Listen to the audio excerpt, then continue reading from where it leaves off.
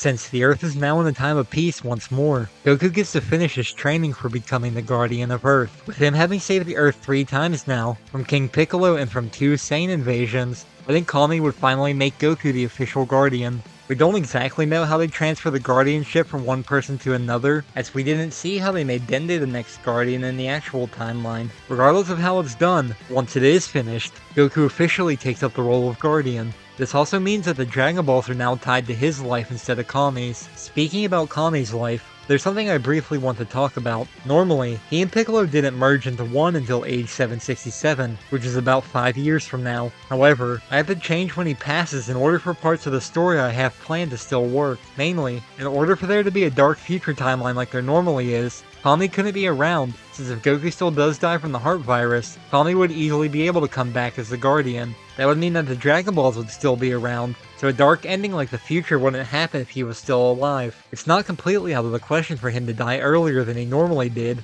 Anyway, from dates listed on the wiki, Grand Elder Guru was born around age 261. He eventually died from old age in age 762. The nameless Namekian, who was the son of Katos and the Namekian that split into Kami and King Piccolo, had to have been around at least by age 261, because the death date given for Katos is age 261. We don't know how ages work for characters when splitting into two like the nameless Namekian did, so I'm going to assume that Kami and King Piccolo were both the same age as the nameless Namekian when he split. So, Kami could have been older than Grand Elder Guru, which means it isn't unreasonable for him to die of old age. Once he does pass away, since the Dragon Balls are now connected to Goku's life, they don't disappear. Regardless of wherever Master Roshi hid the rice cooker containing King Piccolo, he dies as well. Anyway, I don't see Goku doing his duties as Guardian much differently than Kami did, at least for right now, since it's a time of peace. About the only major difference I see happening is that Goku would either observe different parts of the world or use the Kai to teleport to them. Not only would he be doing this to do his duties, but also to learn different fighting techniques from around the world.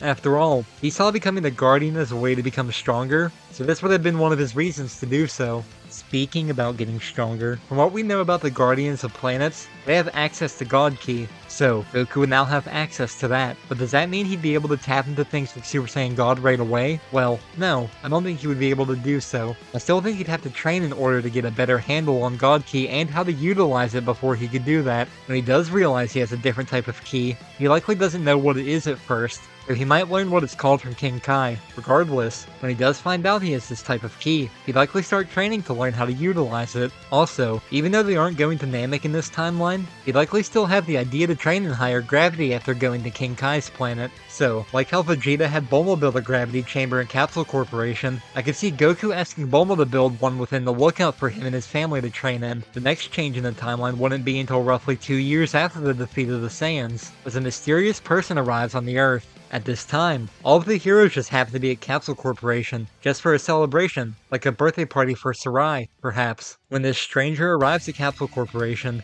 no one would know who she is, so they would all be confused. Before they can ask about who she is, he'd ask Goku to talk to him privately. He'd likely agree, and once they're far enough away so that the others can't hear them, she'd likely start with explaining that she's from the future. When she says that her parents are Krillin and Bulma, that isn't a shock to Goku, but she asks him to keep it a secret so that her birth isn't accidentally altered. She'd also introduce herself and say that her name is Shmese. As a brief side note, like I did with Sarai, I tried to think of a name that could both fit as the undergarments pun of Bulma's family and the chestnut pun of Krillin's family. Shmese is an undergarment, and even though I spelled her name the exact same as that article of clothing, I also thought it could be a reference to Shea Tai, which is a Vietnamese fruit cocktail that has water chestnuts in it. Anyway, now that I discussed her name, we can get back to the main story. The rest of her conversation with Goku goes generally the same as Trunks' conversation with him went. She warns him about the upcoming androids in 3 years. She mentioned being the only fighter left and how all the heroes died at the hands of the androids, except for Goku, as he died of a heart virus before they attacked. She then gives Goku the medicine for the heart virus as well. During their conversation, if she mentions Gohan, I could see her mentioning something about Gohan having a blonde-haired form. After all, she'd probably remember Gohan mentioning that he's never seen that form before, so she might have thought that it would be worthwhile to mention to Goku. She then leaves, leaving Goku to explain to the others her warning about the androids. They then set off to begin training for the next 3 years. As usual, though, since the next World Martial Arts Tournament is a year from then, Chi-Chi would still take a 1-day break from her training to go participate in it. Even with Chi-Chi being the World Martial Arts Champion, I don't think it's likely that she'd warn the Earthlings about the upcoming android threat, as to not make the general public panic. Something to briefly mention about their training is that since Goku and his family live on the lookout in this timeline, and since Goku is the Guardian, he would know about the hyperbolic time chamber. This means that he might have the idea for the heroes to train in it earlier than usual. Assuming he tells the other heroes about it, I assume they would train in it as well, since they have to go into the time chamber in pairs, and assuming that they all go into it for the maximum limit of 2 days, I could see Goku and Chi-Chi going in together for 1 day. I think for their second days, Goku would go in with Gohan and then Chi-Chi would go in with Gohan, like she did in preparation for the Saiyan invasion. I imagine that Bulma would train as well since the androids will be the greatest threat to the world so far. So as for Krillin, Bulma, and Sarai, I likely see them splitting into groups the same way as Goku's family did. Lastly, Tien and Shotsu would go into the time chamber together as well. After they exit the hyperbolic time chamber, all of the heroes go their separate ways to keep training, as they then continue to train over the next 3 years.